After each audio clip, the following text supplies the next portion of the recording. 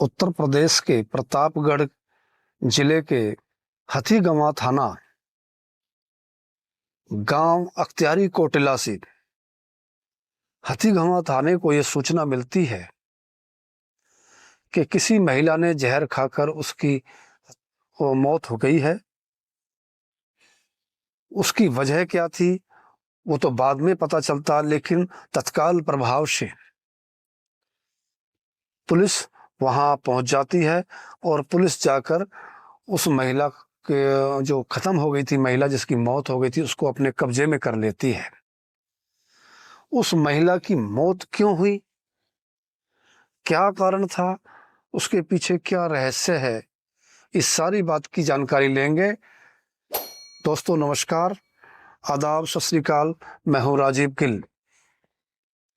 यह घटना, जो सच्ची घटना की कहानी आज मैं आपके साथ लेकर आया हूं, वो घटना है उत्तर प्रदेश के प्रतापगढ़ जिले के हथीगवां थाने के अंतर्गत एक गांव पड़ता है अख्तियारी कोटिला। ये घटना की शुरुआत जो इस घटना की होती है, वो घटना की शुरुआत होती है 2017 से। 2017 में एक व्यक्ति होता है जिसका नाम होता है प्रवीण कुमार उर्फ रामू पांडे। उसकी शादी 2017 में वही प्रतापगढ़ जिले में ही अहिबरनपुर गांव निवासी एक सन्नू देवी के साथ होती है, जिसके पिता का नाम था कमल प्रसाद मिश्र, कामता प्रसाद मिश्र। जब इन दोनों की शादी हो जाती है, शादी होने के कुछ समय बाद तक बड़ा अच्छा जीवन इन दोनों का व्यतीत होता है। दोनों बड़ी मौज मस्ती की जिंदगी जीते हैं। लेकिन जैसे जैसे समय बढ़ता है, समय करवट लेता है, परिस्थितियां बदलती हैं। परिस्थितियां बदलने के साथ जो सन्नू देवी का पति प्रवीण कुमार उर्फ रामू पांडे ने कुछ काम कर लिया। कुछ काम करने के साथ में उसने कुछ बच्चों को ट्यूशन पढ़ाना भी शुरू कर दिया। जब ट्यूशन पढ़ाना शुरू किया, ट्यूशन पढ़ाते समय उस प्रवीण कुमार का संपर्क एक ट्यूशन पढ़ने उसके साथ उसके ट्यूशन पढ़ने उसके एक बच्ची आती थी जिसका नाम था मुस्कान। वो लड़की ट्यूशन पढ़ने आती थी, उसको ट्यूशन पढ़ाता है। जब उसको ट्यूशन पढ़ाता है, पढ़ाते पढ़ाते उनका संपर्क हो गया। संपर्क हुआ, संपर्क होने के बाद में पता चला कि वो उसको बहन मानता है, और बहन मानने के साथ में उसने उसको एक बार राखी भी बांधी थी। उसके हाथ पर, उसकी कलाई पर उसने राखी बांधी।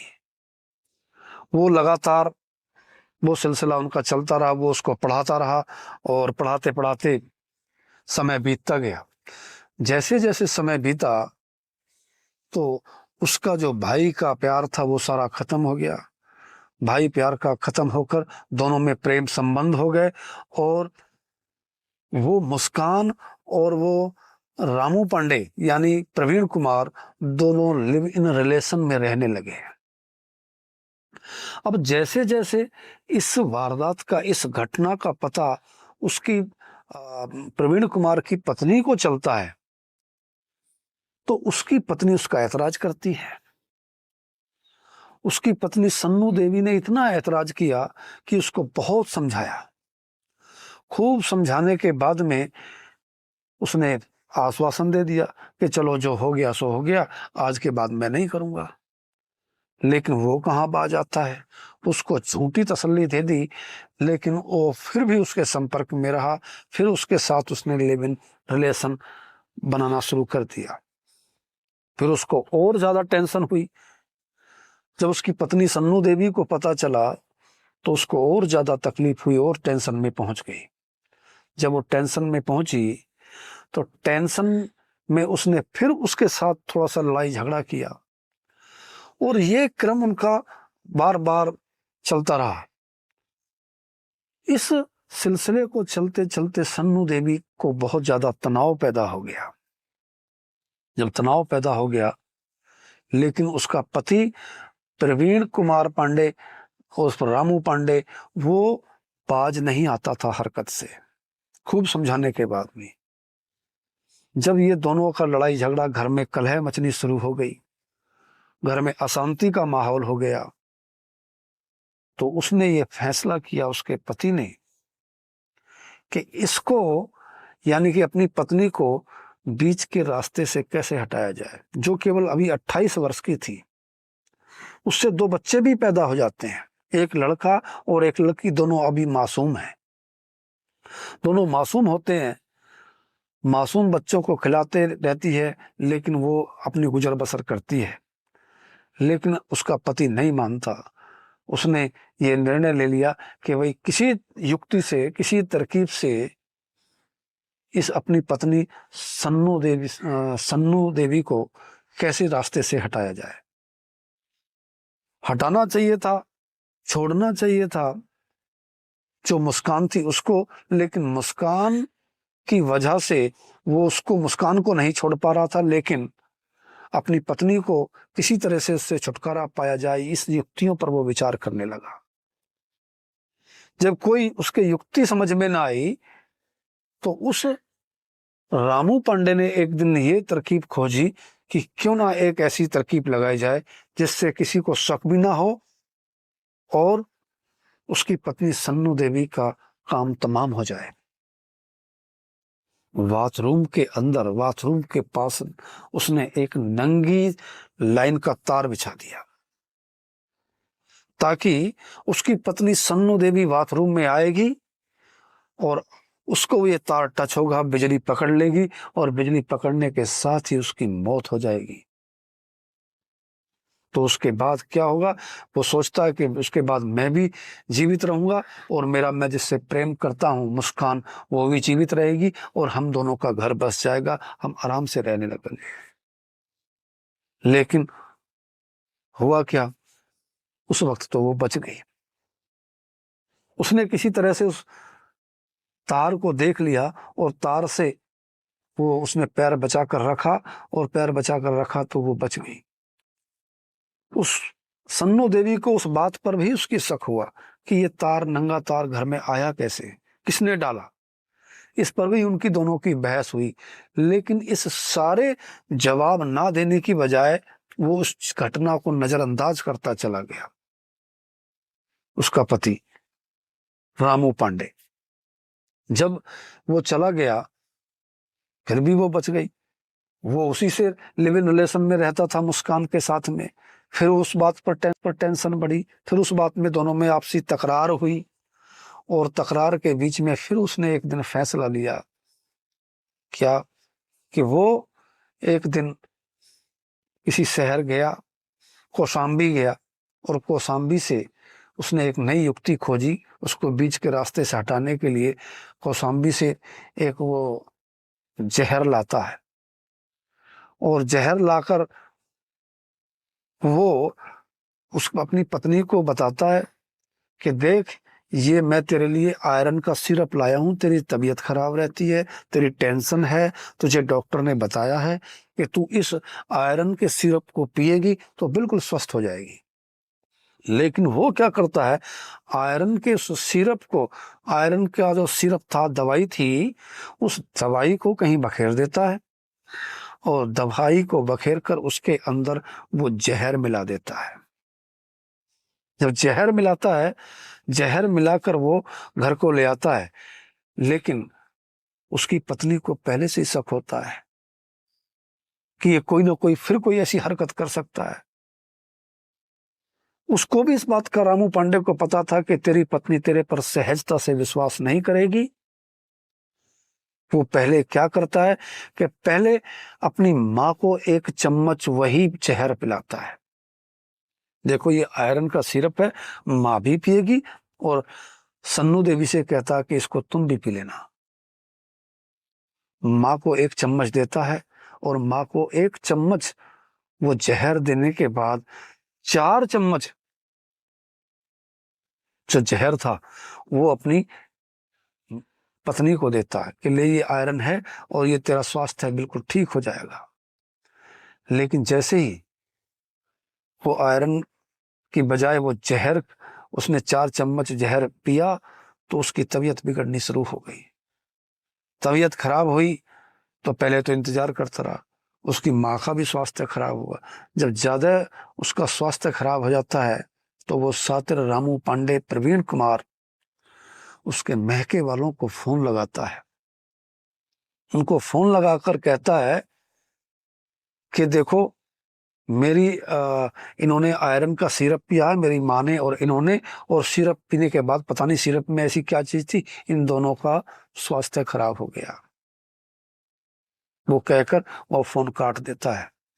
और फोन काटने के बाद, क्योंकि 1 चम्मच जहर उसने अपनी माँ को भी पिलाया था, उस अपनी माँ गायत्री देवी को वो ले जाकर बराबर में सीएचसी हॉस्पिटल में ले जाता है।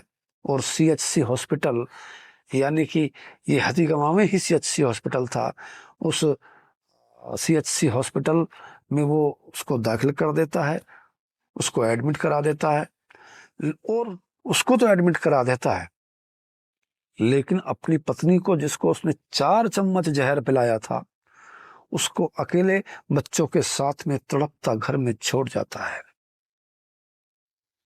उसके महके वाले सन्नू देवी के, जब महके वालों को पता चला, वो दौड़े दौड़े उसके घर आए, अपनी बेटी के सन्नू देवी के घर आए। जब सन्नू देवी को लेकर वो तुरंत दौड़े, और तुरंत दौड़ने के बाद में वो ले जाकर अपनी सवारी से वो छोटे सीएचसी हॉस्पिटल ना ले जाकर वो प्रयागराज के हॉस्पिटल में ले गए। जब प्रयागराज हॉस्पिटल में ले गए, उस वक्त वो जीवित थी और बात भी कर रही थी। उसके साथ उसका भाई विजय मिश्रा उसके साथ में था। उस विजय मिश्रा ने जब उससे पूछा कि बहन, ये हुआ क्या तेरे साथ में, तो अपने भाई से वो सारी कहानी बताती है कि ऐसे ऐसे उन्होंने आए मुझको धोखा देकर, और ये मेरे साथ वाकया हुआ कि मुझको धोखे से उन्होंने ये 4 चम्मच जहर पिला दिया और 1 चम्मच शक ना हो इस वजह से अपनी माता को पिला दिया। जब ये सारी बात उसने बताई तो दोस्तों, स्वाभाविक की बात है कि गुस्सा आएगा, लेकिन उसके भाई ने, विजय मिश्र ने, उसको ले जाकर वहां बड़े हॉस्पिटल में एडमिट कर दिया। लेकिन एडमिट तो कर दिया, लेकिन एडमिट करने के बाद में वो खत्म हो गई, उसकी मृत्यु हो गई। डॉक्टरों ने उसे मृत घोषित कर दिया। तो उसके पति ने एक एक रिश्ते को नहीं, उसने 2 रिश्तों को कलंकित किया, अपने बच्चों को बेघर कर दिया। उसके बच्चे बेघर हो गए, किसके सहारे रहेंगे? जब उसके भाई को ये सारी वारदात का सारी जानकारी चली, तो उसके दूसरे भाई, यानी कि विजय मिश्रा के दूसरे भाई नीरज मिश्रा ने ये एफआईआर, ये तहरीर थाने में दी, हथीगमा थाने में दी। थाने जार जो कोतवाल साहब थे, उनके वहाँ उस नंदराम जी, उन्होंने वहाँ छापा मारा तो वो जो सातिर अपराधी प्रवीण कुमार था वो वहां से गायब था, वहां से भाग गया, वहां से चला गया। लेकिन पुलिस ने पीछा नहीं छोड़ा। अभी वो हाल ही के दिन बृहस्पति को, ये घटना 1 सितंबर की है, रात 10 बजे की, लेकिन वो बृहस्पति को, तो रविवार के बाद में बृहस्पतिवार को पुलिस उसको गिरफ्तार कर लेती है। और दूसरा, जिसको वो बहन मानता था, उसको भी गिरफ्तार कर लेती है। तो दोस्तों, मेरा इस कहानी सुनाने का मकसद ये नहीं था कि किसी की भावनाओं को ठेस पहुंचे। कहानी से हमको सीख लेनी चाहिए। उस एक प्रवीण कुमार उर्फ रामू पांडे ने केवल उसका कत्ल नहीं किया, सन्नू देवी का कत्ल नहीं किया, उसने रिश्ते का भी कत्ल किया, गैर कानूनी काम किया। उसने अपने ही बच्चों को बेघर कर दिया। वो तो खत्म हो गई बच्चों की माँ, बच्चों को कौन पाले, कौन परवरिश करे? और वो रामू पांडे, उस प्रवीण कुमार उसको पुलिस जेल ले जाती है। उसको पुलिस जेल ले गई और उसकी माँ खत्म हो गई है, बच्चे किसके सहारे रहेंगे? उन बच्चों को बेसहारा कर दिया। तो दोस्तों, मेरा कहने का भाव है कि कोई भी ऐसा काम ना करें जिससे हमारे रिश्ते प्रभावित हों। उसने पति पत्नी का रिश्ता तो कलंकित किया ही, अमर्यादित काम करा, साथ में भाई बहन का रिश्ता जिसको बहन माना था उसको भी, उसने उस रिश्ते को भी कलंकित कर दिया। आज दोनों, वो प्रवीण कुमार और रामू पांडे भी जेल की सलाखों में है, और उसकी मासूका, जिसकी वजह से उसने, उस मुस्कान की वजह से जिसने अपनी पत्नी की हत्या कर दी, उस सन्नू देवी की हत्या कर दी, वो दोनों जेल की सलाखों के पीछे हैं। तो दोस्तों, हम मर्यादित रहें। फिर किसी एक कहानी के साथ, फिर एक नए एपिसोड के साथ मिलूंगा। तब तक के लिए नमस्कार, आदाब, सत श्री अकाल, धन्यवाद।